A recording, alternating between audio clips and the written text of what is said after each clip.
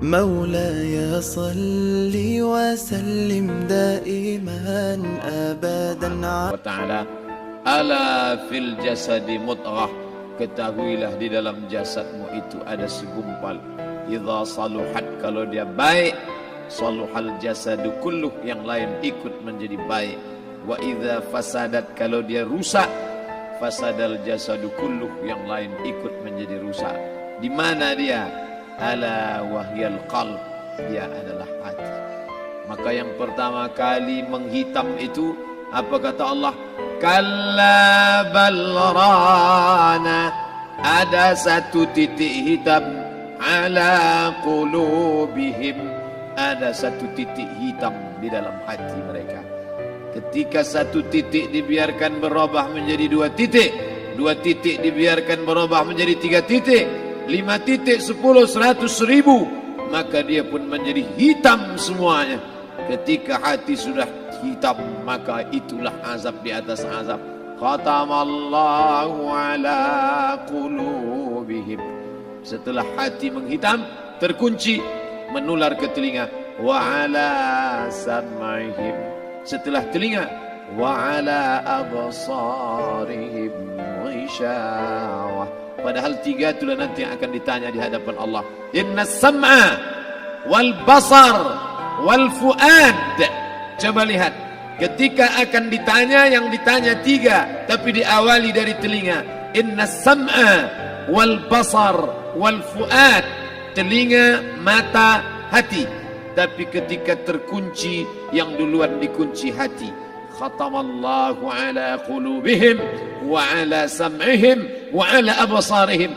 Kalau hati sudah terkunci, telinga tersumbat, mata tertutup. Summum bukmun umyum.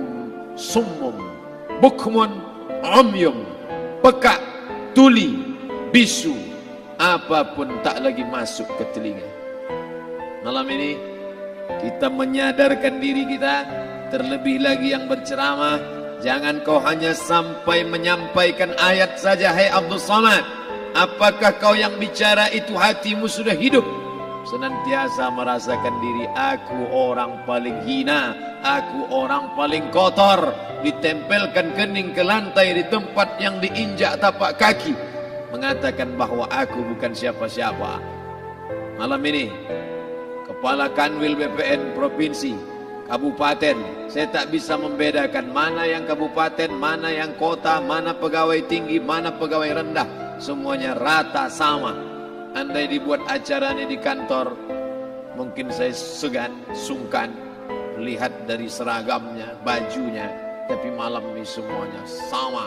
Andai tak disebut tadi Pak Kepala Kantor, Pak Kanwil, saya pun tak tahu mana Pak Kanwil, mana tidak.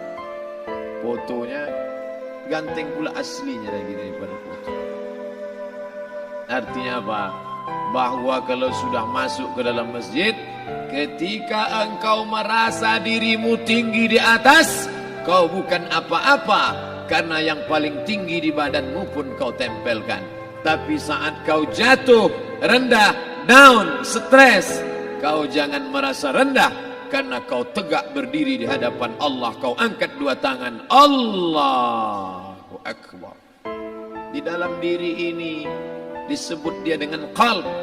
Kenapa disebut qalb? Orang Arab menyebut qalb qallaba, karena sifatnya berbolak-balik. Pada saat selesai salat, astaghfirullahalazim, tidak ada yang paling bersih, dia bersih. Tapi pada saat petang sore hari, yusbihu mu'minan, paginya putih, bersih, tak bernoda. Wa yumsi kafiran, petangnya hitam. Makanya dari pagi dibersihkan. Solat subuh bersih, solat zuhur bersih, condong matahari solat asar bersih, tenggelam matahari solat maghrib bersih, sempurna gelap malam solat isya bersih, tengah malam bangun tahajud munajat, di tengah malam orang tertidur.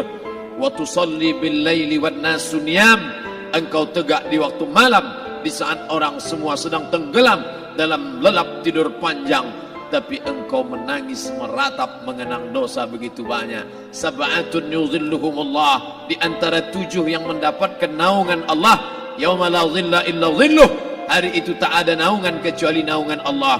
Di antara yang mendapatkan naungan itu adalah rajulun zakarallah, orang yang berzikir, munajat, muhasabah diri di tengah malam, sunyi, sepi, fafadat ainahu, menetes air matanya.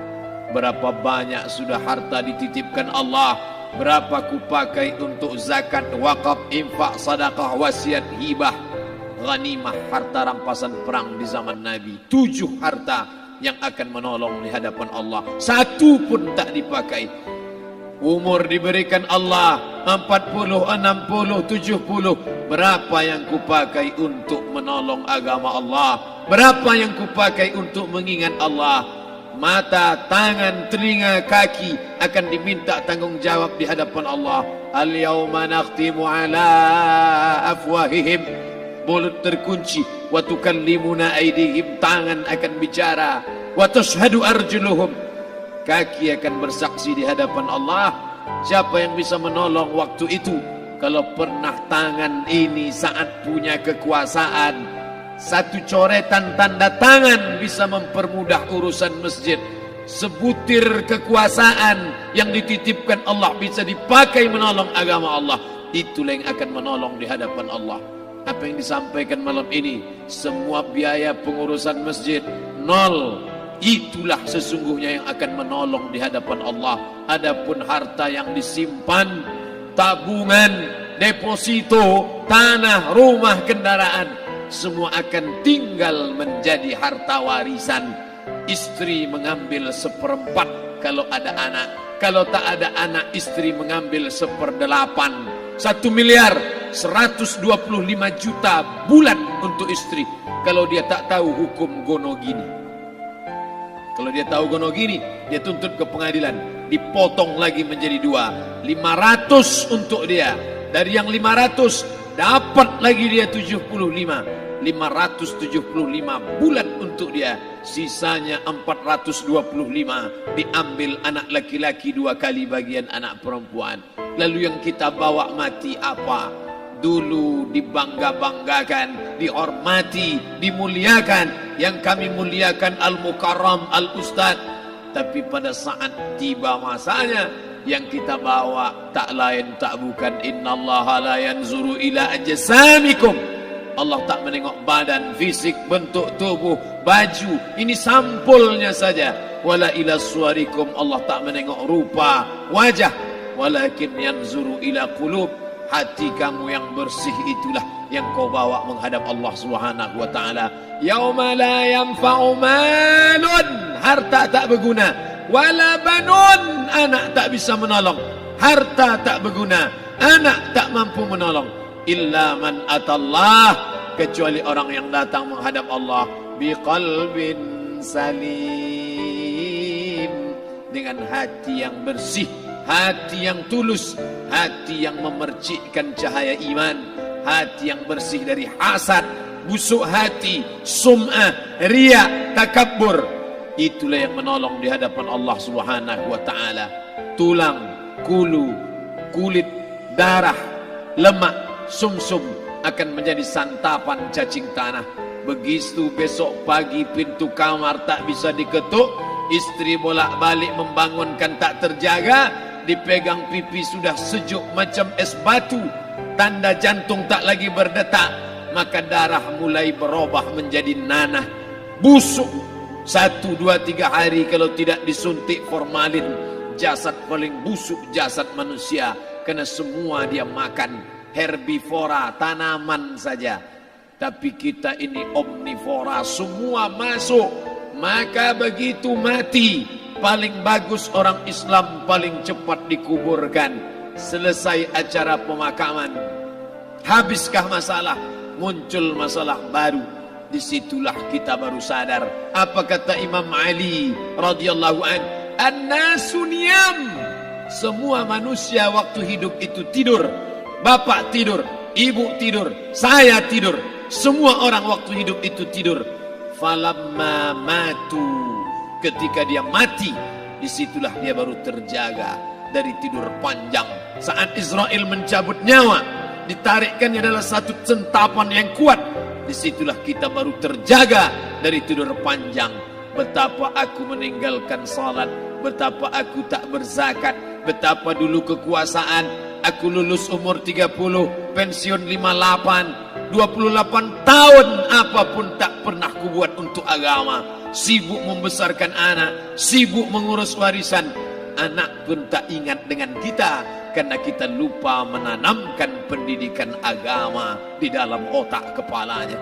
Andai dulu pernah dia dibawa ke masjid, andai dulu pernah dia dibawa umrah, andai dulu dia dimasukkan SD IT, SMP IT, SMA IT, Islamic Boarding School, dibawa ke masjid, takkan dia lupa mendoakan selesai salat, Rabbighfirli wali walidayya warhamhuma kama rabbayani saghira. Harta yang banyak tak sempat menolong agama Allah. Anak tunggal semata wayang tak sempat dididik agama. Istri meninggalkan dalam keadaan stres susah hatinya karena dia tak diajarkan sabar menerima ridha ketetapan takdir Allah. Dan paling celaka, tak pernah anggota tubuh ini dipakai untuk berzikir, muhasabah, mengingat Allah. Tak pernah mata dipakai menengok Quran, kitab suci Allah. Tak pernah dipakai hati merenung sejenak, apa yang akan kubawa mati menghadap Allah Subhanahu wa ta'ala. Malam ini saya tak minta diajak ceramah tentang hukum zakat, hukum puasa. Saya tidak diajak tanya jawab apa hukum unjuk rasa besok tanggal 4. Yang ditanya adalah bagaimana kita merenung sejenak. Abdul Somad, engkau berhadapan dengan para pegawai Badan Pertanahan Nasional Provinsi Riau, berkumpul 12 kabupaten kota. Ini orang-orang ngurus tanah, dari dalam tanah naik ke atas tanah, ngurus tanah, ngurus tanah, ngurus tanah, masuk ke dalam tanah. Abdul Somad dari dalam tanah naik ke atas tanah, ceramah, masuk balik ke dalam tanah. Yang kau bawa apa? Baju koko tinggal, peci tinggal, pakaian kehormatan tinggal. Yang tentara belum pernah saya diundang. Ustadz besok datang takziah, bapak tentara meninggal, tahu-tahu kain kafannya loreng. Tak ada. Yang kau bawa kain tidak berjahit, disobek, kerak. Itu yang akan menyampul kulitmu, yang selama ini kau dimandikan, dibersihkan oleh ibumu dulu 60 tahun yang lalu. Sampai masanya kau lupa kapan kau dimandikan dulu. Sekarang ruh melihat, disebut dia ruh karena dia raha ya ruhu ruh, seperti aroma semerbak yang datang pergi hinggap. Ruh sampai masanya dia datang masuk ke dalam jasad. Ruh sampai masanya dia pergi meninggalkan jasad. Malam ini dimuliakan Al-Mukarram Haji Abdul Somad LCMA. Kenapa Abdul Somad ini dimuliakan? Karena ruh hinggap sejenak sebentar, sampai masanya besok pagi dia ruh keluar dari dalam tubuh ini. Anak yang katanya ayahku sayang, istri katanya kaulah abang, sampai masanya mereka tak lagi mau mendekat. Rumah itu saya yang buat, saya yang mengukurnya. Tapi begitu ruh sudah keluar dari badan, tidak satu pun semeter, sesenti, sejengkal, sehasta ada tempat di rumah itu untuk jenazah bernama jenazah Abdul Somad. Dulu orang bertanya, rumah Ustadz Somad di mana? Hari ini orang tidak lagi bertanya, tak lagi menyebut nama. Orang sudah mengatakan kuburnya mana. Dulu kalau dia masuk masjid, didatangi orang, disalami orang, mahasiswa, anak-anak, remaja mencium tangannya sebagai tanda hormat.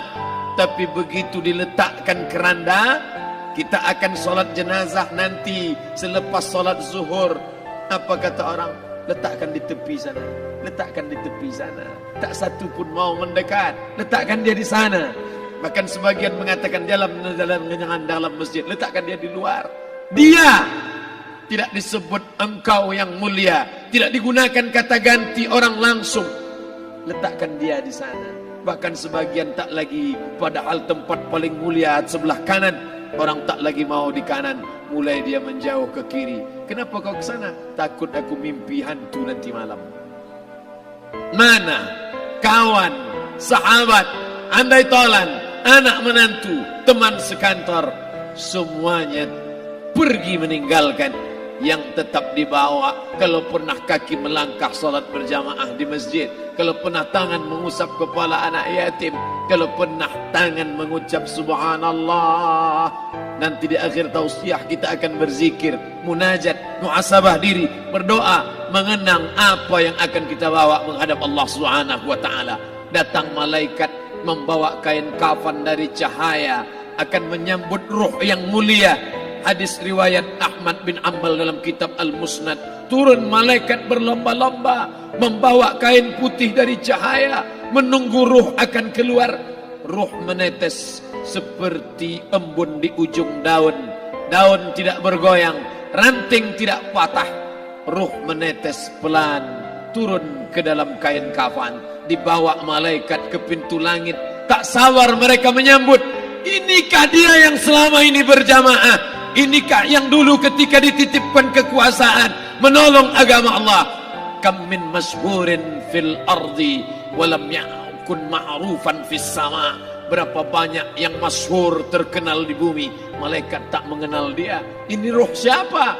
Tapi ini bukan LCMA, dia bukan ustaz, dia bukan ulama, tapi imannya dalam. Kekuasaan dipakai menolong agama Allah. Ruhnya keluar di bawah. Semua malaikat mengucapkan salam. Inilah orang yang selama ini kami tunggu-tunggu. Catatannya sudah lama. Setiap pagi petang malaikat subuh membawa catatan namanya, malaikat malam membawa catatan namanya. Kami merindukannya. Begitu orang-orang yang masyhur di langit tapi tak dikenal makhluk bumi.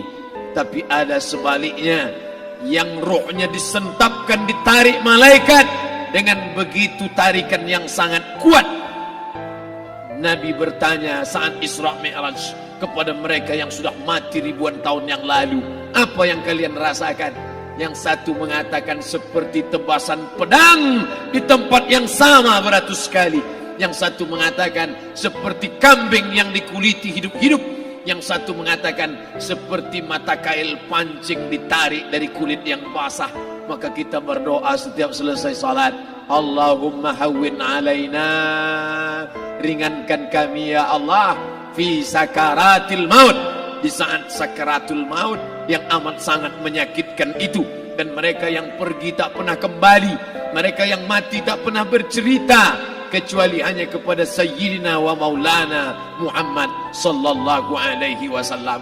Di saat malam pertama di tempat yang gelap, di tempat yang tak pernah diimpikan oleh orang, tapi kita tetap melewati dan merasakannya.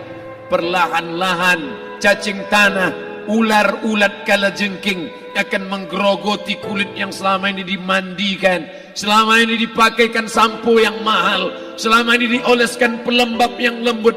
Tapi ternyata sebelum roh keluar jasad, setelah keluar dia hanya akan menjadi santapan cacing tanah, hancur berkeping hari demi hari. Yang pertama kali membusuk adalah mata, karena dia berisi cairan. Cairan ini mengering, busuk dan berlubang. Lalu kemudian usus sebulan di dalam tanah, mulai dia menggelembung masuk angin dan dia meletus pecah. Cacing-cacing tanah mulai datang menggerogoti, memakan. Habis lemak, tulang, kulit, bulu, sumsum, darah, jantung, empedu, limpa, buah pinggang. Habis semuanya, tinggal tulang-tulang yang memutih, dimakan oleh tanah, ditelan oleh massa, sampai akhirnya Asi bin Wa'il membawa tulang yang kering itu kepada Nabi Muhammad, baginda Sayyidina wa Maulana Muhammad. Ya Muhammad, ayyuhi rabbuka hadzal izam, sanggupkah Tuhanmu menghidupkan tulang yang kering ini? Nabi diam tak menjawab, sampai akhirnya datang Jibril alaihi salam membawakan wahyu. Qul, katakan kepada dia. Ayat ini dibaca malam Jumat. Bapak Ibu semua hafal, kita baca. Qul yuhyiha allazi ansha'aha awwala marrah wa huwa bikulli khalqin alim. subscribe, like, and share.